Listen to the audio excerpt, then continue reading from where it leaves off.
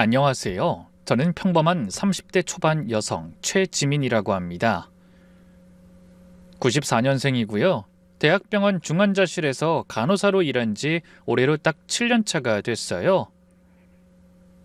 3교대 근무라 몸은 좀 힘들지만 그래도 환자분들이 회복해서 퇴원하실 때 보람을 느끼거든요. 나름 만족하면서 살고 있습니다. 오늘 제가 이렇게 긴 글을 쓰게 된 이유는 제게 너무도 어이없는 일이 벌어졌기 때문입니다. 솔직히 말씀드리면 아직도 그날 생각하면 심장이 뛰어요. 제 인생에서 가장 굴욕적이었던 날이자 동시에 가장 통쾌했던 날에 대한 이야기거든요. 듣고 나시면 분명 저랑 같이 손뼉치고 싶으실 겁니다. 일단 본격적인 이야기에 앞서서 제 남자친구, 아니 예비 신랑이었던 사람에 대해 간단히 소개를 해드릴게요. 저는 2년 전쯤 지인 소개로 한 남자를 만났어요. 박현우라는 사람이었는데 대기업 본사에서 일하고 있었고요. 첫인상은 참 순해 보였어요. 말투도 다정하고 저한테 진짜 잘해줬거든요. 게다가 서울 상위권 대학 나왔고 대기업 공채로 입사해서 동기들 중에 제일 먼저 진급을 했어요. 연봉도 또래 남자들 중에서는 상위권이었고요. 성과급까지 합치면 연봉도 셌고요. 솔직히 이쯤 되면 사람이 좀 성격이 비틀린 구석이 있을 법도 한데 진짜 괜찮은 사람이더군요. 데이트할 때 항상 제 얘기를 잘 들어주고 힘들다고 하면 바로 달려오고 기념일도 절대 안 까먹고요. 1년 반 정도 연애하니까 자연스럽게 결혼 이야기가 나왔습니다. 서로 나이도 있고 뭐 더 미룰 이유도 없었거든요. 그리고 그쯤에 처음으로 예비 시어머니와 통화를 하게 됐어요. 남자친구가 어느 날 저녁에 엄마랑 영상통화를 하다가 절 보여줬거든요. 화면 너머로 처음 뵌 예비 시어머니께서는 정말 환하게 웃으시면서 이렇게 말씀하셨어요. 어머 예쁘네. 우리 며느리 될 사람이구나. 현우가 여자친구 자랑을 얼마나 했는지 몰라. 아우 진짜 예쁘다 예뻐. 목소리가 밝고 다정해서 전 그때 마음이 좀 놓였습니다. 괜히 긴장했나 싶었죠. 시어머니라면 왠지 무섭고 까다로울 것 같았는데 이분은 아닌 것 같았거든요. 그 뒤로도 가끔 문자도 오고 그랬어요. 지민아, 밥은 먹었니? 우리 아들이 잘해주고 있지? 힘들면 엄마한테 말해. 지민아, 요즘 날씨 추운데 감기 조심해. 따뜻하게 입고 다녀. 이런 문자들이요.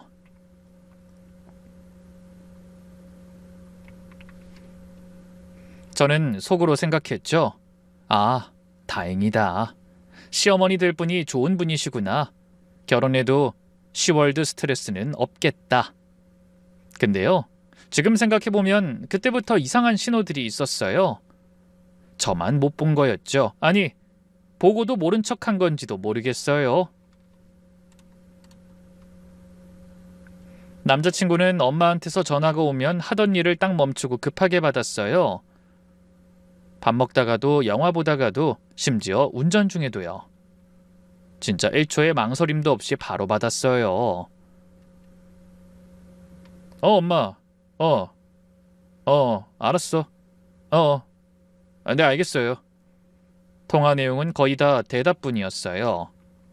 뭔가를 보고하는 것처럼요.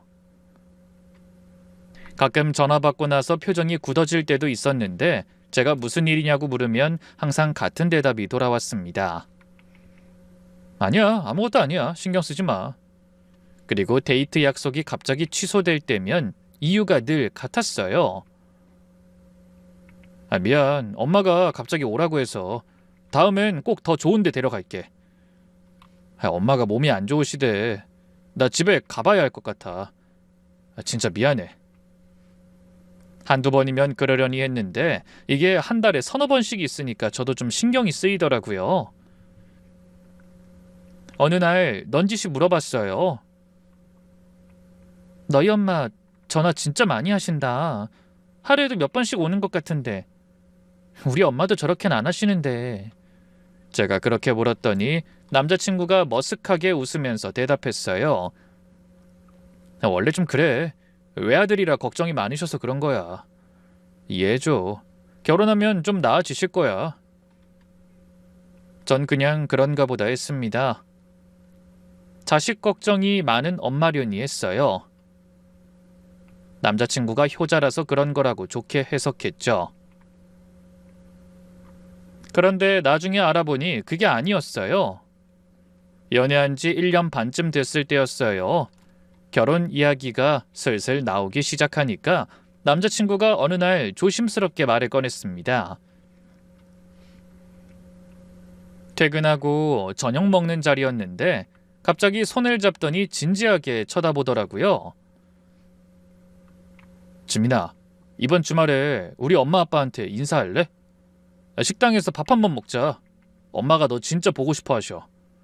드디어 올 게 왔구나 싶었어요. 사실 좀 긴장됐어요. 전화로야 좋은 분 같았지만 직접 만나면 어떨지 모르잖아요.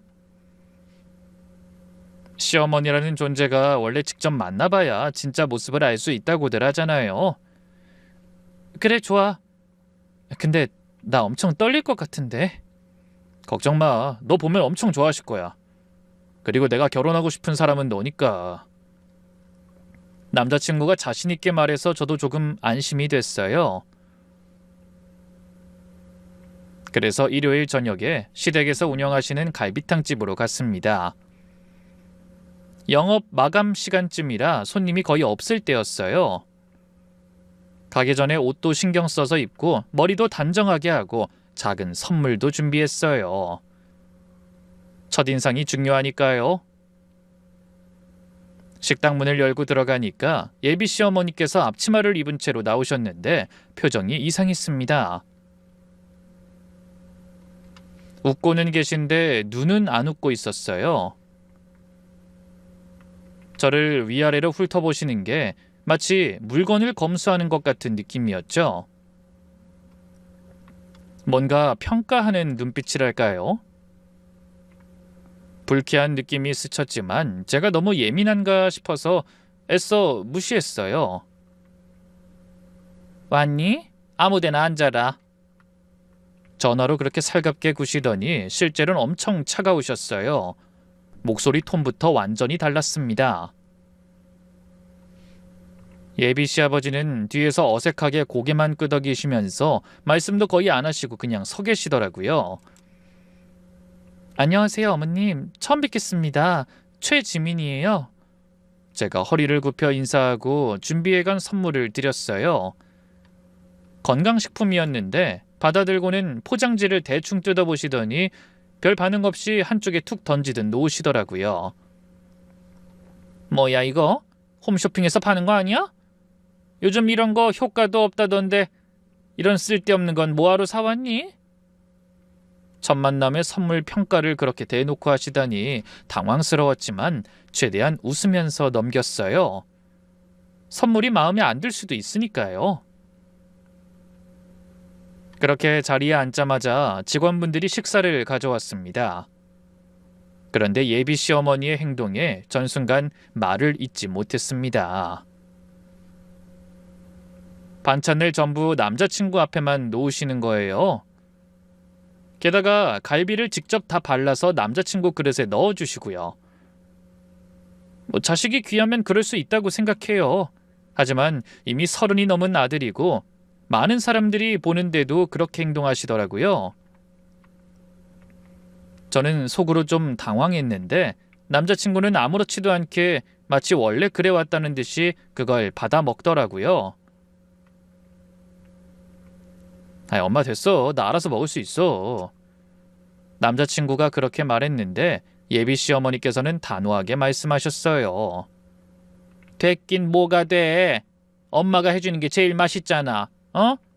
이것도 먹어. 저한테는 턱으로 한쪽을 가리키면서 딱 한마디 하셨어요. 김치 거기 있으니까 알아서 집어 먹으렴. 물 따르는 것도 남자친구 것만 직접 따라주셨어요. 예비씨 아버지께서 제 컵에 물을 따라주시려고 하니까 예비씨 어머니께서 날카로운 눈으로 흘끼셨습니다. 시아버지는 그 눈치를 보시더니 슬그머니 손을 내리셨어요. 집안에서 누가 권력을 쥐고 있는지 단번에 알 수 있었습니다. 그러더니 본격적인 질문 공세가 시작됐습니다. 그래서 부모님 뭐 하시니? 돈은 뭘로 벌어? 아버지는 공무원이시고 어머니는 집에 계세요. 공무원? 뭐 하는 공무원인데? 어디서 뭐해? 말단이야? 말단이냐니 대놓고 얕잡아보며 캐묻는 말투였어요. 사실 아버지가 국세청에서 높은 자리에 계신데 굳이 그걸 말하고 싶진 않았어요. 시댁이 가게를 하시는데 국세청 얘기를 꺼내면 괜히 부담스러워하실 것 같았거든요. 그냥 일반 행정직이세요. 아 그래? 말단 공무원이면 월급 쥐꼬리만 하겠네. 한 달에 얼마나 받아? 너무 직접적으로 물어보셔서 당황했어요. 첫 만남에 이런 질문을 하다니. 제가 정확히는 잘 모르겠어요. 여쭤본 적이 없어서요. 집은 전세? 빌라야 아파트야? 몇 평이니? 질문이 점점 노골적으로 변했습니다. 그런 부분은 부모님하고 직접 이야기하시는 게 좋을 것 같아요. 대답을 피하고 싶은 제가 그렇게 대답하니까 예비 시어머니 표정이 확 일그러지셨어요. 마음에 안 드셨나 봅니다. 뭔가를 숨기는 것처럼 느끼셨나 봐요. 뭘 숨기려고 그래? 집안이 별 볼 일 없으니까 말 못하는 거지? 아, 혹시 빌라야? 전세? 숨기는 건 아니고요. 제가 말씀드리기가 좀... 솔직히 너무 노골적으로 물어보셔서 대답하기도 민망했어요. 그런데 예비 시어머니는 이미 저에 대한 판단이 선 것 같더라고요. 됐어. 말 안 해도 대충 알겠다. 예비 시어머니께서 손을 휘휘 저으시면서 코웃음을 치셨어요. 저와 저희 집을 완전히 무시하는 태도였습니다. 그것만으로도 화가 나는데 그게 끝이 아니었어요. 예비 시어머니께서 갑자기 제 직업을 대놓고 비하하기 시작했거든요. 간호사면 3교대지? 야간에도 일하고 거기 막 환자 똥오줌도 치우고 그러는 거 아니야? 힘들겠다. 그런 거 하려면... 순간 귀를 의심했어요. 지금 뭐라고 하신 건가 싶더라고요. 그런데 예비 시어머니의 말은 점점 더 심해졌습니다. 그래서 애 낳으면 어떻게 할 건데? 뭐 밤에 일하면서 애를 어떻게 키워? 어차피 관둬야 하는 거 아니야? 아니 그럴 거면 뭐하러 일을 해? 제가 대답하려고 입을 열었는데 남자친구가 먼저 끼어들었습니다. 아이 엄마 그건 나중에 둘이 정하면 되지. 아직 결혼도 안 했는데 벌써 그런 얘기는. 남자친구가 저를 위해 나서줬나 싶었는데 다음 순간 기대가 확 무너졌어요. 뭐? 네가 지금 엄마한테 말대꾸야? 예비 시어머니께서 젓가락을 탁 내려놓으시면서 목소리를 확 높이셨어요. 식당 안에 쩌렁쩌렁 울릴 정도였습니다. 내가 시어머니 되는 사람인데 궁금한 거 물어보는 것도 못해? 네가 뭔데 엄마 말을 끊어? 남자친구가 바로 꼬리를 내렸습니다. 정말 0.5초도 안 걸렸어요. 아니 그런 게 아니라... 넌 가만히 있어! 입 다물고 밥이나 먹어! 어른이 얘기하는데 왜 끼어들어? 네 엄마 죄송해요. 30이 넘은 회사원이 고개를 푹 숙이고 초등학생처럼 쪼그라드는 모습을 보는 순간 등골이 서늘해졌어요. 저 사람이 엄마 앞에서 저렇게까지 작아지는구나 하는 걸 처음으로 확실히 봤거든요. 회사에서는 팀원들 이끌고 프레젠테이션도 척척하는 사람이 엄마 앞에서는 완전히 벌벌 떠는 어린애가 되더라고요. 저는 더 이상 참을 수 없었습니다. 여기서 당하고만 있으면 앞으로 평생 이렇게 당하고 살겠다는 생각이 들었어요. 어머니, 죄송한데 제 직업에 대해서 좀 오해가 있으신 것 같아요. 오해? 내가 뭘 오해해? 간호사는 전문 의료인이고 국가고시 합격해야 할 수 있는 면허직이에요. 저는 대학병원 중환자실에서 근무하고 있고요. 생명을 다루는 일이에요. 예비 시어머니의 얼굴이 살짝 굳었어요. 그리고 제가 일을 그만둘지 말지는 저와 현우 씨가 결정할 문제예요. 어머니가 정해주실 일은 아닌 것 같아요. 뭐야? 지금 나한테 대드는 거야? 대드는 게 아니라 제 생각을 말씀드리는 거예요. 결혼은 두 집안이 만나는 건데 한쪽에서 일방적으로 정하시면 안 되지 않을까요? 그런 부분까지 포함해서 상견례 때 이야기 나누고 싶어 하시니 그때 서로 궁금한 것들 편하게 말씀 나누시면 좋겠어요. 분명하지만 차분하게 말했어요. 예비 시어머니께서 어이없다는 표정을 지으셨지만 더 이상 말씀을 못 하시더라고요. 그래, 상견례 때 보자고. 분위기가 싸해졌지만 저는 후회하지 않았어요. 첫 만남부터 기죽으면 평생 그렇게 살아야 할 테니까요. 그때 남자친구가 중간에 끼어들었어요. 지민아, 너 아까 화장실 가고 싶다고 했지? 내가 알려줄게. 제가 화장실 가고 싶다는 말을 한 적도 없는데 뜬금없이 그러더라고요. 아마 저를 데리고 잠깐 나가서 사과하고 싶었나 봐요. 화장실에서 나오니까 남자친구가 작은 목소리로 사과했어요. 지민아, 미안해. 엄마가 원래 말이 좀 거칠어서. 근데 아까 네가 그렇게 말하니까 엄마가 당황하신 것 같아. 앞으로는 좀 부드럽게. 내가 부드럽게? 어머니가 내 직업을 그렇게 무시하시는데? 아이, 그게 엄마도 그런 뜻으로 말한 건 아니야. 그럼 어떤 뜻이었는데? 남자친구가 대답을 못했어요. 그냥 미안해만 반복하더라고요. 근데 왜 넌 아무 말도 못해? 나 대신 한마디 해주면 안 되는 거야? 나랑 네 엄마 사이에서 중재해주는 게 앞으로 네 일이 될 텐데. 엄마한테 대들면 더 복잡해져. 그 자리에서 맞서면 엄마가 더 화내시고 나중에 너한테 더 안 좋아지셔. 그냥 일단 맞춰드리고 나중에 따로 말씀드리는 게 나아. 그게 맞는 거야? 나중에 결혼해서도 계속 그럴 생각인 거야?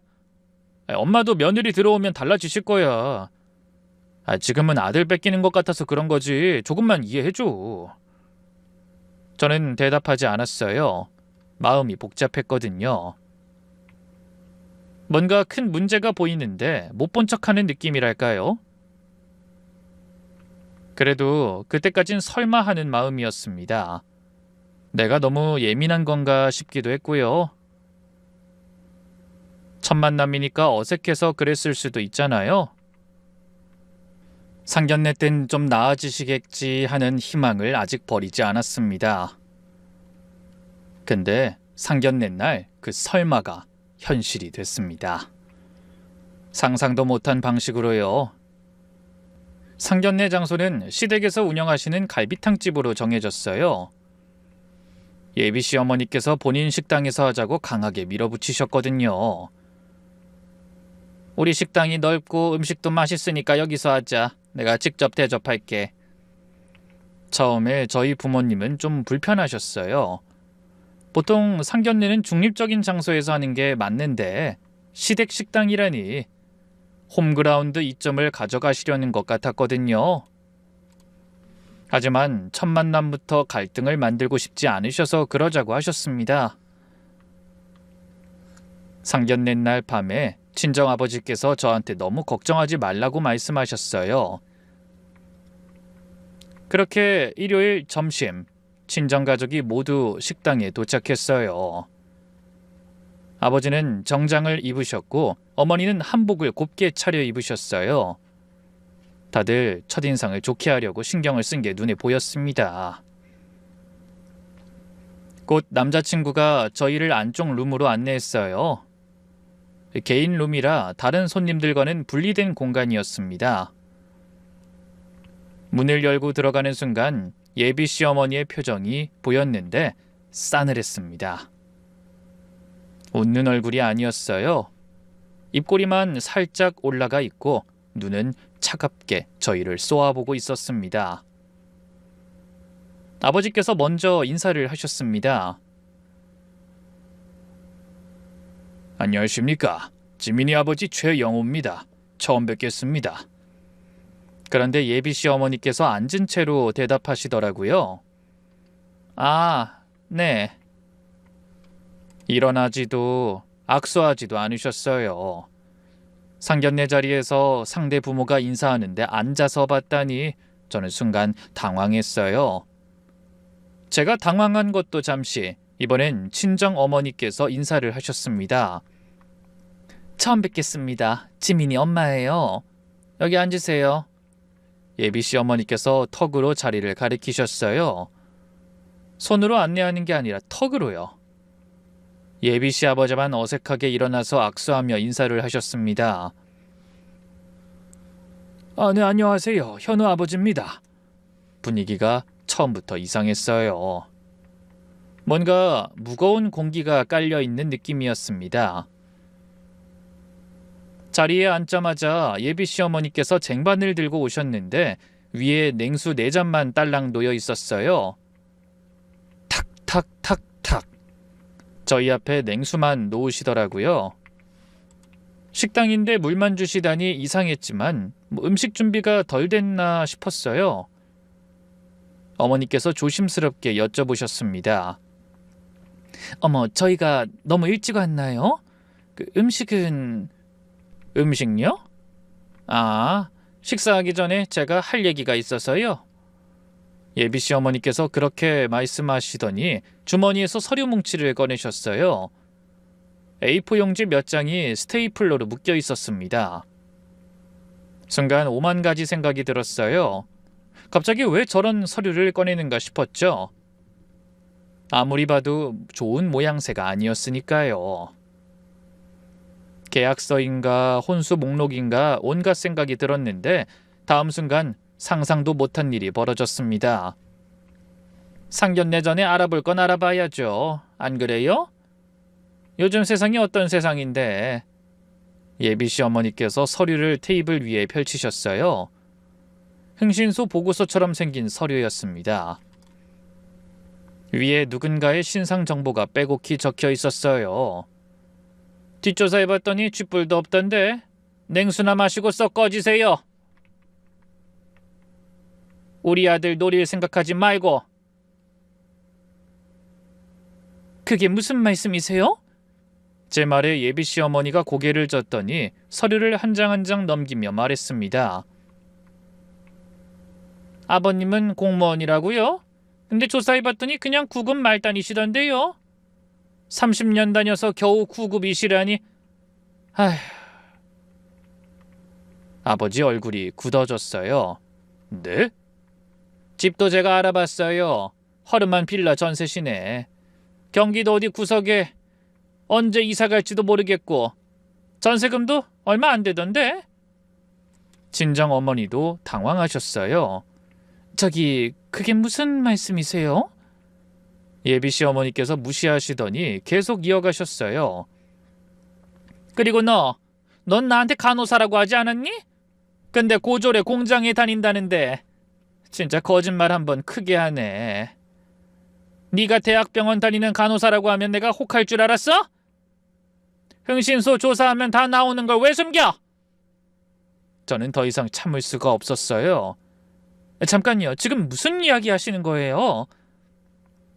저는 4년제 대학 나와서 대학병원 취직한 거 맞아요.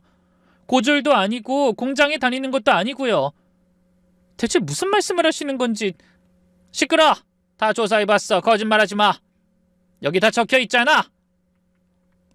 예비 시어머니께서 손을 휘휘 저으시면서 말씀하셨어요. 마치 파리를 쫓는 것처럼요. 그리고 그 다음 말이 저희 가족 모두를 얼어붙게 만들었습니다.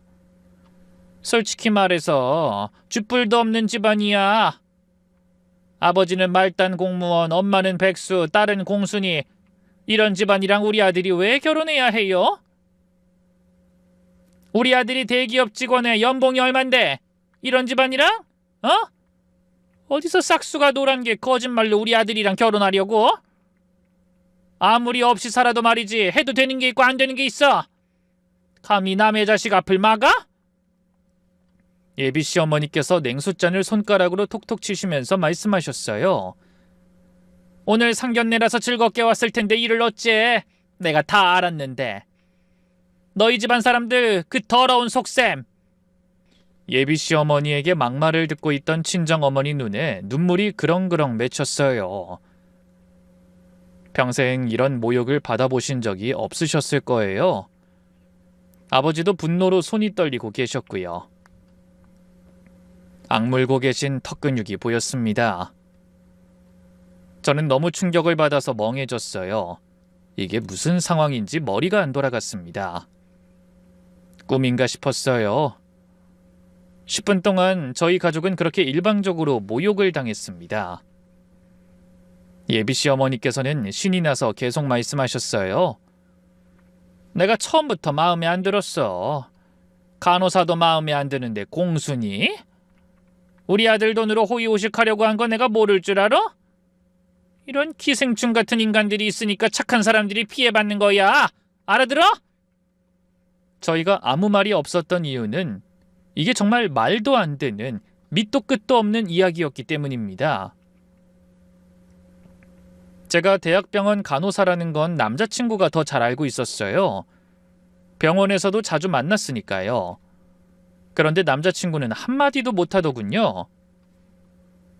우리 아들이 얼마나 귀한데 대학도 좋은 데 나오고 대기업 다니고 돈도 잘 벌고 당신네들 같은 허접한 집안에 우리 아들 보내려고 내가 이날 이때껏 귀하게 키워냈는 줄 알아요? 한마디 한마디가 비수처럼 꽂혔습니다. 그런데요, 저도 그냥 당하고 있을 사람이 아니었어요. 정신을 차린 저는 최대한 차분하게 말을 꺼냈습니다. 화를 내면 지는 거라고 생각했거든요. 어머니, 그 보고서 잠깐 볼 수 있을까요? 뭘 봐, 다 써있잖아. 확인 좀 해보고 싶어서요. 잠깐만요. 제가 단호하게 말하니까 예비 시어머니께서 비웃으시면서 서류를 밀어주셨어요. 그래 봐. 발버둥 쳐봐. 다 들통나는데 뭘 할 수 있겠니? 어떻게라도 꼬투리 잡고 싶은 건 알겠는데 그래봐야 네가 할 수 있는 일은 없어. 보고서 첫 페이지를 열어봤어요. 김지민, 1993년생, 여, 경기도. 저는 거기까지만 보고 천천히 예비 시어머니를 쳐다보며 말했습니다. 어머니, 제 이름은 최지민입니다. 뭐?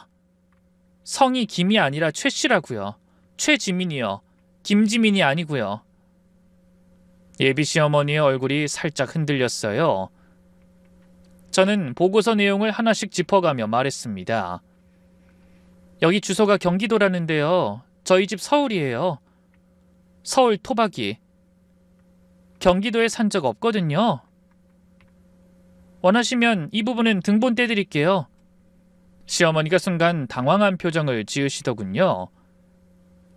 그리고 고졸이라는데 저 4년제 간호학과 졸업했고요. 졸업장 보여드릴까요? 아니면 면허번호로 제 이름 맞는지 확인해 볼까요? 그것도 믿음직스럽지 못하면 저 일하는 병원에 영상통화로 전화해서 확인 한번 해볼까요? 이게 다 틀린 거라고? 설마... 예비 시어머니 얼굴이 점점 굳어갔어요. 뭔가 잘못됐다는 걸 느끼신 것 같았습니다. 어디 응신소예요? 이 정도면 사람을 아주 잘못 조사한 것 같은데요. 제가 물었더니 예비 시어머니께서 버벅거리기 시작하셨어요. 아니 근데 그 사람들이 분명 제대로 알아본다고 했는데? 1993년 여자 이름 중에 가장 흔한 게 지민이에요. 그해 태어난 여자아이 중에 지민이가 제일 많았거든요. 거기에 흔한 성까지 더하면 동명이인이 얼마나 많겠어요? 남자친구가 당황하며 말했어요. 엄마 이게 뭐하는 짓이야? 뒷조사는 왜 했어? 분명히 궁합만 보기로 했으면서 궁합 알아보려고 나한테 알아간 거 아니었어? 게다가 이름까지 헷갈리고. 남자친구가 부끄럽다는 듯 얼굴이 시뻘개진 채로 자기 어머니에게 대들었습니다. 네가 헷갈리게 말해서 그렇지. 김지민이라고 한 것 같은데. 내가 왜 여자친구 성을 헷갈려? 1년 반을 사귀었는데.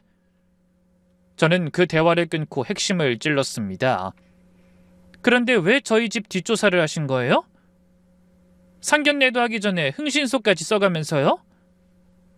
예비씨 어머니께서 그것도 모르냐는 듯 당당하게 말하더군요. 집에 사람이 들어오는 일이 허투루 할 일이야? 상사히 조사해보고 집에 들여도 어찌 될지 모르는 게 사람 일이야. 그리고 네가 우리 아들 돈 노리는 거 아닌지 확인해야지. 요즘 여자들이 얼마나 무서운데. 그 순간 예비씨 어머니께서 본심을 드러내셨습니다. 네? 요즘 젊은 것들 결혼해서 재산 뺏어먹고 도망가잖아. 우리 아들이 대기업에 돈도 잘 버는데 노리는 여자들이 얼마나 많겠어. 미리 확인하는 게 뭐가 잘못이야? 완전히 저를 색안경 끼고 보셨던 거네요. 처음부터? 색안경? 시어머니가 며느리감 알아보는 게 색안경이야? 돈 노리는 여자들 걸러내는 게 색안경이냐고. 그리고 며느린 미리 길들여 놔야 나중에 편하지. 친정 부모님 얼굴이 새하얗게 변하셨어요. 아버지께서 낮은 목소리로 말씀하셨습니다. 그래서 저희 가족을 이렇게 모욕하신 겁니까? 확인도 안 하고. 모욕이요? 사실 확인이죠. 거짓말하고 숨기는 게 잘못이지. 완전히 틀린 정보로 저희 딸을 공장 다니는 고졸 취급하고서요? 그게 확인이에요? 그건 그 흥신소가 잘못한 거지 내 잘못이에요? 난 돈 주고 맡겼는데. 흥신소 탓을 하세요? 의뢰를 한 건 아주머니시잖아요. 잘못된 정보 주신 것도 그쪽이시고요. 예비씨 어머니께서 움찔하셨어요. 저는 일어서면서 말했습니다. 제 입으로 말하기 뭐하지만 저희 집이 어머님 댁보단 잘 삽니다. 현우 씨한테 직접 물어보세요. 몇 번 저희 집에 왔다 갔으니까. 뭐? 어찌됐든 저희야말로 큰일 치르기 전에 이런 사실 알아서 다행이네요. 결혼하고 나서 알았으면 저만 힘들었겠죠. 그리고 냉수 주셨으니까 잘 마시고 가겠습니다. 근데요, 이 냉수 어머니가 드셔야 할 것 같은데요. 많이 더워 보이세요. 예비씨 어머니 얼굴은 시뻘겋게 물들어 있었습니다. 상황이 완전히 뒤집어졌는데도 예비씨 어머니께서는 끝까지 허세를 부리셨어요. 물러서면 지는 거라고 생각하셨나 봐요. 그래서 뭐 정보가 틀렸으면 미안하긴 한데 그래서 공무원이면 다야? 공무원 월급이 얼마나 된다고. 게다가 간호사? 3교대 쥐꼬리 월급이잖아. 우리 아들 벌이에 기생하려고 온 거 아니야? 인정해. 아직도 태세 전환을 안 하고 계신 거예요. 잘못한 건 인정하지 않고 계속 공격만 하셨습니다. 그때 아버지께서 천천히 일어나셨습니다. 결국 양복 안주머니에서 명함 케이스를 꺼내시더니 명함 하나를 테이블 위에 탁 놓으셨어요. 국세청 조사과. 그 명함을 본 순간 예비씨 어머니와 예비씨 아버지 눈이 동시에 커졌습니다. 식당 안 공기가 얼어붙었어요. 진짜로 온도가 내려간 것 같았습니다. 예비씨 아버지께서 떨리는 목소리로 물으셨습니다. 조사과요? 국세청 조사과요? 아버지께서 담담하게 대답하셨습니다. 예, 30년 근무했습니다. 아까 구급 말단이라고 하셨죠? 조사에 오신 그 서류에 그렇게 적혀 있던가요? 예비씨 어머니 얼굴이 하얗게 변했어요. 방금 전까지의 기세는 온데간데 없었습니다. 조사과가 뭐하는 곳인지 안다면 그렇게 될 수밖에 없었어요. 무려 탈세를 조사하는 곳이었으니까요. 세금 안 내고 숨긴 거 찾아내는 곳이요. 자영업자들이 가장 무서워하는 부서입니다. 특히 현금 장사하는 음식점이요. 예비씨 아버지께서 다급하게 예비씨 어머니를 쳐다보셨어요. 여보, 이게 어떻게 된 거야? 예비씨 어머니께서는 아무 말도 못하셨어요. 입만 벌렸다 닫았다 하셨습니다.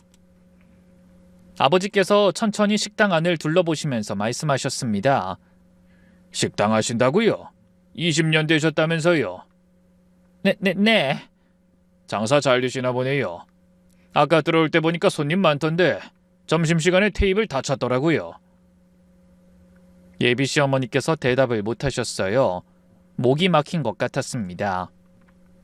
요즘 자영업 세무조사 강화됐다는 거 아시죠? 특히 현금 매출 많은 음식점은요. 국밥집, 갈비탕집 이런 데가 주요 대상이에요.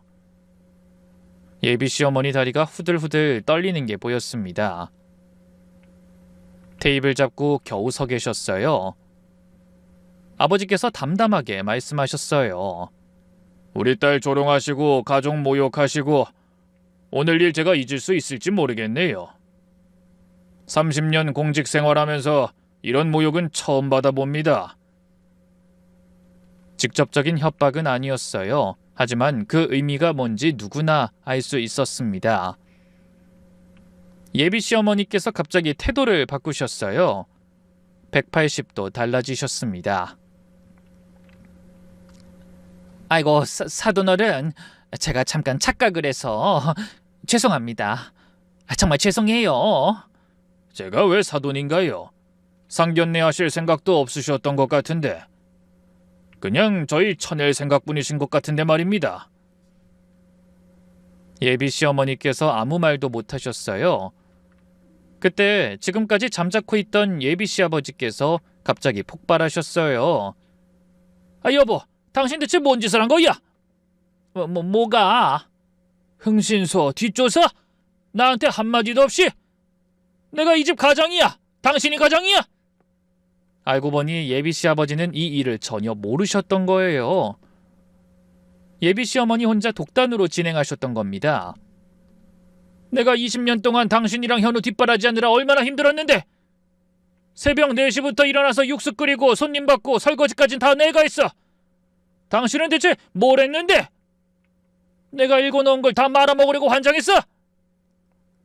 여보, 잠깐. 맨날 네 마음대로 하더니 이번엔 선 넘었어. 완전히 넘었다고. 가만히 있으면 반이라도 가. 가만히 있었으면 좋은 사돈 생길 상황이었는데 이게 무슨 날벼락이냐고. 평소에 눌러 사셨던 분의 폭발이었어요. 20년간 쌓인 게 터진 것 같았습니다. 예비씨 어머니께서 변명하려고 하셨습니다. 아니, 나는 아들 생각에. 아들 인생 망치려고 작정했어? 사돈이 국세청 조사과야. 그런 사돈을 두고 뭐? 그건 당신이야말로 우리 집 망하게 하려고 들어온 거야? 내가 뭘 잘못했다고 그래요? 며느리 뒷조사한 게 뭐가 그렇게 큰 문제인데요? 그 정신 나간 소리를 듣던 예비씨 아버지께서 테이블 위에 있던 냉수잔을 집어드셨어요. 순간 모두가 멈췄습니다. 그대로 예비씨 어머니 얼굴에 끼얹으셨어요. 콸! 아이! 여보 미쳤어? 왜 물을 뿌리고 난리야? 미친 건 당신이야! 정신 차려. 네가 뭔 짓을 한 건지 알긴 알아! 식당 안이 완전히 난리가 났어요. 방 쪽에서 큰 소리가 나니 손님들이 웅성거리고 직원들이 당황해서 뛰어오고요. 예비씨 어머니께서 물을 맞고 화가 나셔서 예비씨 아버지한테 달려들었어요. 머리채를 잡으려고 하셨는데 직원들이 말렸습니다. 내가 뭘 잘못했다고. 다 아들 좋으라고 한 건데, 아들 생각해서 한 건데. 그래서 결과가 이 모양이잖아. 그 엉터리 결과를 봤으면 그냥 상견례를 안 했으면 될 일이잖아. 뭐하러 사람들 불러서 이 난리를 피우냔 말이야. 이 정신 나간 여편네야. 뭐? 당신 지금 나한테 정신 나간 여편네라고 했어? 했으면 어쩔 건데. 네가 지금 이 상황 다 책임질 거야? 두 분이 치고받고 싸우시는 걸 보면서 저는 황당하면서도 웃겼어요. 냉수나 마시고 꺼지라더니 본인이 냉수 뒤집어 쓰셨네요. 인과응보가 이렇게 빠른가요? 아버지께서 말씀하셨습니다. 지민아, 가자. 어머니께서도 일어나시면서 말씀하셨어요. 이런 집안하고 상견례라다니. 내 평생 이런 모욕은 60평생 처음 당해보네. 그때 예비 시어머니께서 정신없이 소리치셨어요. 물에 젖은 얼굴로요. 잠깐 얘기 좀 해요. 사돈어른, 제가 잘못했어요. 아버지께서 차갑게 말씀하셨습니다. 저희는 더 이상 할 말 없습니다. 실례하겠습니다. 저희 가족이 밖으로 나가려는데 남자친구가 따라 나왔어요. 지민아, 잠깐만. 미안해, 진짜 미안해. 저는 멈춰서서 그 사람을 똑바로 쳐다봤습니다. 10분 동안 나랑 우리 가족이 모욕당하는 거 봤지? 냉수나 마시고 꺼지라는 말도 들었고. 넌 우리 부모님이랑 내가 모욕당할 때 대체 무슨 생각한 거야? 미안해. 엄마가 너무 흥분해서 중간에 끼어들기가. 엄마 중요하지. 근데 네가 아무 말 안 한 건 대체 무슨 의미야? 설마 너도 네 엄마처럼 우리 부모님하고 나에 대해 그렇게 생각했던 거야? 그럴 리 없잖아. 나는 너랑 결혼하고 싶어서 상견례 데리고 온 건데. 여기가 상견례 자리였어? 네가 처음부터 잘 알았으면 우리 부모님이 이런 수모를 당하지도 않았을 거야. 넌 어떻게 그 자리에서 한마디도 못할 수가 있어? 남자친구는 아무 말도 못했어요. 그냥 고개를 숙이고 있었습니다. 1년 반 사귀면서 난 네가 좋은 사람인 줄 알았어. 근데 오늘 보니까 알겠다. 네 엄마가 널 그렇게 만든 거야. 그리고 우리가 결혼하면 평생 너희 엄마 그늘에서 벗어나지 못하겠지. 지민아, 아니라고 말 못하네. 우리 여기서 끝내자. 난 우리 부모님 모욕한 사람이랑 가족 못해. 그럼 가볼게. 돌아서서 나가려는데 그때 식당 문이 벌컥 열렸습니다. 낯선 여자 2명이 급하게 들어왔어요. 50대 아줌마 1명과 30대 초반으로 보이는 여자 1명이었습니다. 아줌마가 예비 시어머니를 보자마자 신나서 소리쳤어요. 언니 성공한 거예요? 쫓아낸 거죠? 갑자기 나타난 두 사람을 보고 모두가 동시에 멈췄어요. 50대 아줌마가 예비 시어머니한테 달려가면서 완전 신난 목소리로 말했습니다. 언니 아까 전화 연결돼서 다 들었어요. 근처 카페에서 기다리고 있었는데 속 시원하더라. 예비 시어머니 얼굴이 사색이 되더니 저희 눈치를 보며 물에 젖은 얼굴로 경악하셨어요. 수연 엄마? 왜 여기 와? 지금은 안 돼. 수연 엄마라니. 전 그 이름에 고개를 갸웃했는데 그런데 남자친구 얼굴이 하얗게 질리면서 본 적 없는 표정을 짓더라고요. 수연이? 30대 초반 여자가 생글생글 웃으면서 남자친구한테 다가왔어요. 오빠 오랜만이야. 잘 지냈어? 나 많이 보고 싶었지? 알고 보니 그 여자는 남자친구의 전 여자친구였습니다. 4년 전에 바람 피워서 헤어졌다는 얘기를 남자친구에게 들은 적 있었거든요. 저는 상황이 이상하게 돌아가는 걸 느꼈습니다.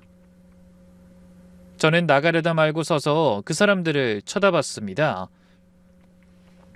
아주머니는 저희가 상견례 하려던 사람인지 몰랐던지 예비 시어머니를 닥달하며 묻더군요. 그래서 이야기 잘 됐지? 거봐, 내가 잘 될 거라 그랬잖아. 현우랑 우리 수연이 다시 이어주려면 이 방법이 제일이라니까. 그리고 언니도 쥐뿔도 없는 집안이랑은 사돈 맺기 싫다고 했었잖아. 이야기를 듣는데 정말 황당하고 어이가 없었습니다. 어쩐지 처음 만났을 때부터 예비 시어머니가 저를 탐탁지 않게 본 이유가 있었던 거죠. 벌써 생각해둔 며느리감이 있었으니 제가 마음에 들 리가 없었죠. 언니가 그랬잖아. 지금 현우랑 사귀는 여자 쫓아내면 우리 수연이랑 다시 붙여주겠다고. 그래서 흥신소까지 소개시켜줬는데 근데 분위기가 왜 이래? 언니는 왜 홀딱 젖었어? 예비 시어머니 얼굴이 창백해지면서 말리려고 손짓했지만 소용없었습니다. 아니, 지금 그게 아니라 수연 엄마, 일단 나가. 제발 나중에 이야기해 줄 테니까. 어? 이야기가 다르잖아요. 설마 마음 바뀌었어요? 그 여자네 별 볼 일 없다고 내가 말했잖아요. 저는 귀를 의심하면서 예비 시어머니에게 천천히 되물었습니다. 잠깐요. 그러니까 오늘 이 상견례 자체가 저를 쫓아내려는 자리였어요? 수연 엄마가 저를 보더니 흠칫 놀란 표정을 짓더군요. 아마 저희가 같다고 생각하고 온 모양이었습니다. 아가씨가 그 공장 다니는 아가씨? 이런 걸로 현우 엄마한테 화내고 그러면 안 돼요. 요즘 세상이 어떤데? 아무리 그래도 돈 보고 결혼하려는 파렴치한 여자가 며느리로 들어오는 꼴은 막아야 하지 않겠어요? 아주 당당하게 이야기하는 아줌마를 보니 어이가 없더군요. 누가 아줌마한테 물어봤어요? 어머니, 대답해 보세요. 설마 오늘 상견례 할 생각도 없이 그냥 저 쫓아내려고 생각하신 거예요? 이 사람들 때문에? 지민아, 아니야. 그런 게 아니라 언니 진짜 이러기에요? 이 여자가 뭔데 쩔쩔매? 예비 시어머니께서 다급하게 수연 엄마 입을 막으려고 하셨습니다. 아유, 수연 엄마 제발 입 좀 다물어. 왜 여기까지 와서 이러는 거야? 그제야 상황을 파악한 듯 남자친구의 전 여친인 수연이가 불안한 표정으로 자기 엄마를 말렸습니다. 엄마, 잠깐만. 그만해. 나가자. 응? 아이, 나가긴 어딜 나가. 저 어린 것 좀 봐라. 눈에 도끼가 가득한 게 나라도 며느리 안 삼고 싶겠어. 저는 머리가 빠르게 돌아가면서 천천히 정리했어요. 그러니까 이분이 흥신소를 소개해줬고 그 흥신소가 엉뚱한 사람 조사한 거고 애초에 목적이 저 쫓아내고 전 여자친구 다시 붙여주려는 거였어요? 아무도 대답하지 않았지만 사실 확인이 필요 없는 이야기였어요. 아주머니가 자기 입으로 싹 다 말해버렸으니까요. 그런데 웃긴 건 우리 부모님이 모욕당할 땐 참고 있던 남자친구가 폭발하더군요. 엄마, 수연이랑 다시 하라고? 4년 전에 수연이가 바람 피워서 헤어진 거잖아. 엄마도 알잖아. 전 여친이 당황하면서 변명했습니다. 그건 오해가 있었어. 오빠, 내 말 좀 들어봐. 오해? 내 친구랑 숙박업소에서 나오는 거 내가 직접 내 눈으로 봤어. 그게 오해야? 전 여친의 얼굴이 빨개지면서 더듬거렸어요. 오빠, 그때 내가 술에 취해서... 닥쳐! 그게 이유가 돼? 엄만 그걸 알면서도 지금 이런 짓을 벌인 거야? 내가 선택한 여잔 내쫓고 저런 더러운 여자를 들이려고? 예비 시어머니께서 허둥지둥 변명하기 시작하셨어요. 수연이가 그런 일 없다고. 네가 예민하게 반응했다고 했어. 엄마도 몰랐으니까 그렇지. 네가 상세히 나한테 이야기해줬으면 내가 이런 이야기에 넘어갔겠어? 솔직히 지민이도 처음에 보니까 이것저것 숨기는 거 많아서 집안이 별로라고 생각해서 마음에 안 들었고. 그래서 흥신소까지 쓴 거야? 엄마 진짜 미친 거야? 날 어디까지 비참하게 만들 생각인데. 엄만 내가 바보 등신으로 보여? 천지구분 못하는 정신 나간 놈으로 보이냐고? 내가 내 친구랑 바람난 여자랑 다시 만나야 하는 이유가 대체 뭔데? 아들의 반응이 이렇게 과격할 줄 몰랐던 예비 시어머니께서 버벅거리셨습니다. 그게 수연이네가 그래도 잘 살긴 하잖니. 저 집 남편이 사업으로 돈도 많이 벌었고. 그래서 집안끼리 잘 맞을 것 같아서 그랬어. 맞아요. 우리 집이 현우네랑 좀 잘 어울려요. 현우도 대기업 다니면서 연봉도 꽤 되는데 아무 여자나 만나서 결혼하고 싶겠어요? 좋은 집안에 조건까지 좋은 사돈 찾기도 힘들고. 그런데 전 여친의 얼굴이 곧 굳어지면서 자기 엄마를 말렸어요. 엄마, 더 이상 말하지 마. 현우 씨가 알아. 남자친구의 얼굴이 완전히 일그러져 있었습니다. 1년 반을 사귀면서 한 번도 보지 못한 얼굴이었어요. 남자친구가 자기 어머니에게 물었습니다. 엄마, 저 이야기만 믿고 상견례 망치게 한 거야? 수연이네 아버지 회사 망한 지 벌써 3개월째야. 빚 못 갚아서 지금 여기저기 돈 빌리러 다닌다고. 사업 실패해서 부도 났다고. 수연 엄마 얼굴이 하얗게 변했고 수연이가 다급하게 말을 막으려 했습니다. 수연 엄마가 아무 말도 못하자 예비 시어머니께서 경악했습니다. 이 상황 자체를 모르고 있었던 모양이더라고요. 이게 무슨 소리야? 남편 사업 잘 된다며? 너 설마 나 속이고 우리 아들이랑 결혼해서 빨대 꽂으려고 나한테 이런 짓 시킨 거야? 수연 엄마는 절대 아니라며 억울한 듯 말했지만 더 이상 숨길 순 없었어요. 말해봐, 너희 집 지금 망했냐고? 아유, 언니, 남편이 사업 실패해서 빚더미에 앉았어요. 집도 팔고 차도 팔고 저희도 오죽 힘들었으면 그랬겠어요? 어차피 언니도 저의 마음에 안 들어 했잖아요. 우리 수연이가 더 마음에 든다고. 예비 시어머니 얼굴이 일그러지면서 따져 물었어요. 이 망할 년들이 너희 빚 갚으려고 우리 아들한테 붙으려고 한 거야? 어디서 기생충 같은 것들이 우리 아들한테 들러붙으려고. 엄마는 사기꾼의 딸은 걸레잖아. 감히 날 속이려고 해? 수연 엄마가 급하게 변명했어요. 아니, 그게 아니라 내가 우리 아들 생각해서 쥐뿔도 없는 집에 장가 안 보내려고 네가 하란 대로 했는데 알고 보니 너희가 아예 아무것도 없으면서 돈 노리고 우리 아들 노렸네? 저는 이 상황이 웃기면서도 어이가 없었어요. 서로 속고 속이는 이 상황에 우리 가족이 끼어 있다는 건 화가 났지만요. 예비 씨 어머니와 수연 엄마 둘이 서로 물고 뜯기 시작했습니다. 저는 조용히 흥신소 조사 자료와 흥신소 주소를 확인했습니다. 도대체 어떤 곳이기에 엉터리 조사 결과를 줬을까 싶어 찾아봤더니 역시나 무허가 업체였습니다. 게다가 면허도 없어서 여러모로 문제가 많은 것처럼 보이더라고요. 어머니 사람 보는 눈이 참 좋으시네요. 저 뒷조사하는데 사기는 본인이 당하셨고요. 게다가 돈 많은 집안에 아들 보내려고 그날일 피웠는데 알고 보니 빚쟁이 집안이고. 뭐 그것도 본인 복이고 업이죠. 예비 시어머니 얼굴이 굴욕으로 일그러지시면서 눈물이 흘러내렸습니다. 너... 그때 남자친구가 입을 열었습니다. 엄마, 나 오늘 진짜 실망했어. 현우야, 다 너 잘 되라고. 엄마가 다 널 위해서. 이게 잘 되는 거야? 상견례 한다더니 냉수 한 잔 퍼놓고 내가 사랑하는 사람 그 가족들까지 모욕하고 비웃었잖아. 그렇게 내 결혼, 내 미래를 다 망쳤잖아. 그것도 최악의 인간들이랑 짜고. 나는 사랑하는 여자도 잃고 가족도 잃었어.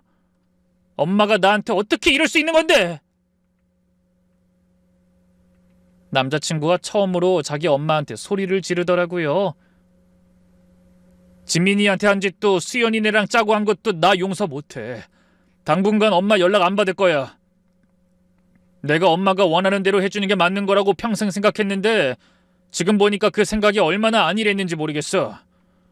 정신적으로 엄마한테서 졸업하는 게 내 미래를 위해서 좋을 것 같아. 현우야, 네가 어떻게 엄마한테... 엄마야말로 어떻게 나한테 이래? 도대체 날 뭐라고 생각하는 건데? 내가 사랑하는 건 지민이었어. 왜 내가 사랑하는 사람까지 엄마한테 허락받아야 하는 건데? 내 미래를 함께할 사람인데. 예비 시어머니는 완전히 혼이 빠진 모양새였습니다.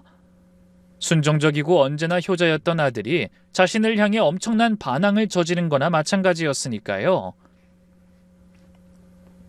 남자친구가 저한테 다가왔습니다.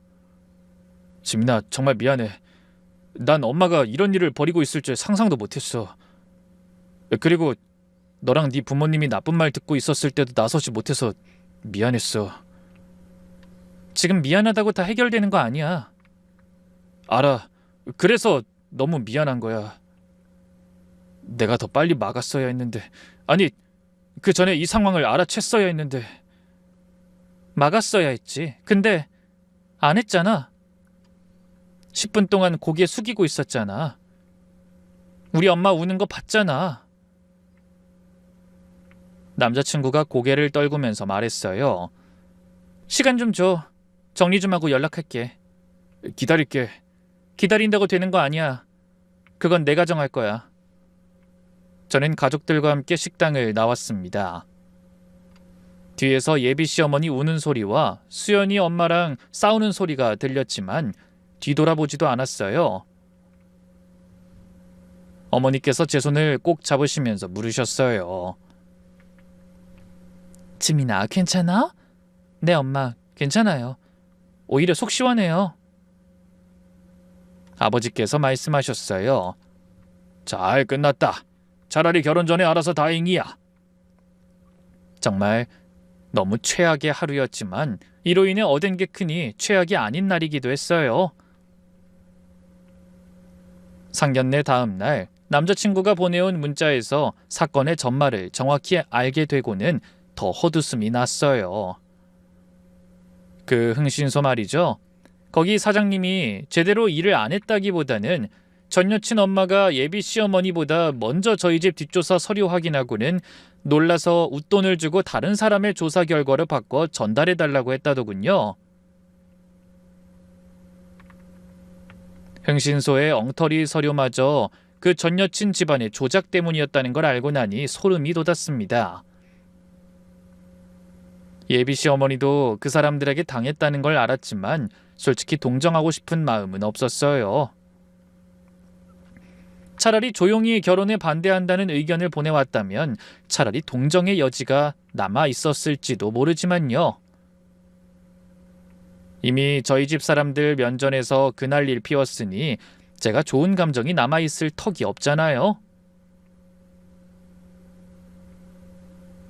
그리고 그 태풍 같았던 상견례로부터 3개월 후에 예비 시어머니네 식당에 세무조사가 들어갔어요.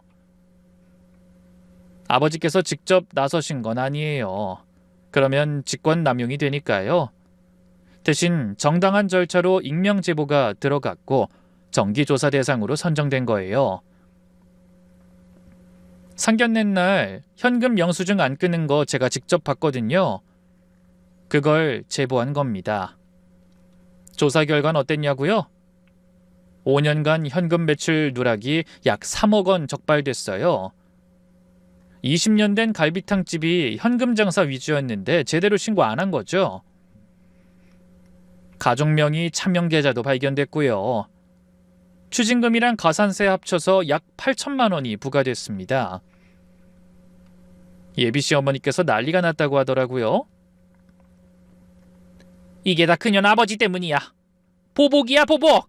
국세청 권력 남용이야. 본인이 탈세한 건 안 보이고 남 탓만 하시더라고요. 원래 그런 분이셨죠. 그리고 동네에는 세무조사 받고 추징금 맞은 소문이 파다하게 퍼져서 단골들 발길이 뚝 끊어졌어요. 20년 다니던 단골들도 안 오더래요. 매출이 반토막 났다고 합니다. 예비 시아버지께서도 더 이상 못 참으셨어요. 20년간 눌러 사셨던 분이 처음으로 독립을 선언하셨대요. 따로 방을 얻어 나가셨고요. 그날 냉수기 얹은 게 20년간 쌓인 분노의 폭발이었던 것 같아요. 결국 6개월 후 그 갈비탕집은 폐업했습니다. 추징금에 매출 감소에 남편 별거에 더 이상 버틸 수가 없었던 거죠. 20년 된 가게가 문을 닫았어요. 경제적으로 몰락하고 사회적으로 낙인 찍히고 남편한테 버림받고 아들한테도 연락이 끊기고 남자친구는 상견례 직후에는 거의 매일 연락이 왔어요. 미안하다고, 용서해달라고, 카톡, 전화, 문자, 폭탄이었죠. 저는 단호하게 말했습니다. 시간을 줘. 그리고 네가 변해야 해. 말로만 하지 말고. 그 후로 남자친구가 진짜 달라지기 시작했어요. 엄마와 분리해서 혼자 자취를 시작했고요. 심리 상담도 받기 시작했대요. 마마보이 치료요. 30년 넘게 엄마한테 순종하면서 살았으니까 그게 쉽지 않았을 거예요. 엄마의 연락을 일체 안 받고 스스로 결정을 내리는 연습을 한다고 했습니다. 지민아, 나 요즘 상담받고 있어. 선생님이 그러더라. 나한테 분리 개별화가 안 됐대. 엄마랑 나를 분리해서 생각하는 연습을 해야 한대. 그래서? 열심히 하고 있어. 쉽진 않은데 그래도 해야지. 너한테 다시 제대로 된 사람으로 가고 싶어. 저는 3개월 동안 연락을 끊었어요. 거리를 두고 지켜봤습니다. 그 후에 조심스럽게 만남을 다시 시작했는데 확실히 달라져 있더라고요. 더 이상 엄마 핑계를 대지 않았어요.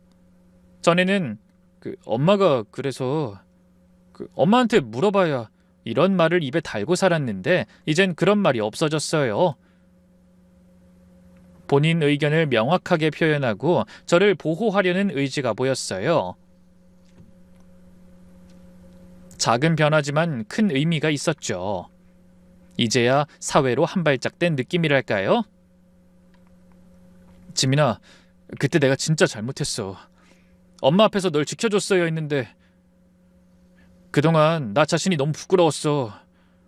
30년 넘게 엄마 말이면 다 맞는 줄 알고 살았어. 알고 있어. 널 그렇게 키운 게 너희 어머니시잖아. 그래도 이렇게 바뀌고 있고 이젠 달라지고 싶어. 아니, 달라질 거야. 널 위해서, 그리고 나를 위해서. 저는 아직 완전히 마음을 연 건 아니에요. 하지만 지켜보기로 했습니다. 사람이 변할 수도 있다고 믿고 싶었거든요. 예비 시어머니는 폐업하고 나서 제게 연락을 시도했어요. 남자친구 통해서 미안하다고, 다시 시작하자고, 자기가 잘못했다고요. 그런데 남자친구가 딱 잘라 말했다고 해요. 엄마, 그건 지민이가 정할 일이야. 용서를 할 타이밍도 용서를 해줄 것인지도 모두 지민이 선택이지. 그리고 아직 나 자신도 엄마를 용서 못했어. 그러니까 나한테도 지민이한테도 연락하지 마. 저한테도 연락이 왔길래 한마디 했습니다. 용서는 아직 멀었어요. 어머니가 진심으로 반성하시면 그때 생각해 볼게요. 지금은 연락하지 마세요. 그 후로 연락이 없어요. 부끄러우신가 봐요. 아니면 자존심 때문이거나요. 어차피 상관없어요. 이 일을 겪으면서 저는 많은 걸 배웠어요. 전 여전히 대학병원에서 열심히 일하고 있어요. 승진 준비도 하고 있고요.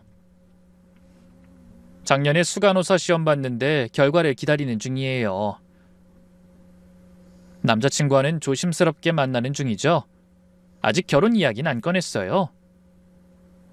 남자친구는 어머니와는 연락하지 않고 있고 결혼해도 아버님만 만날 거라고 이야기했지만 아직은 믿음이 안 가서 천천히 지켜보려고요.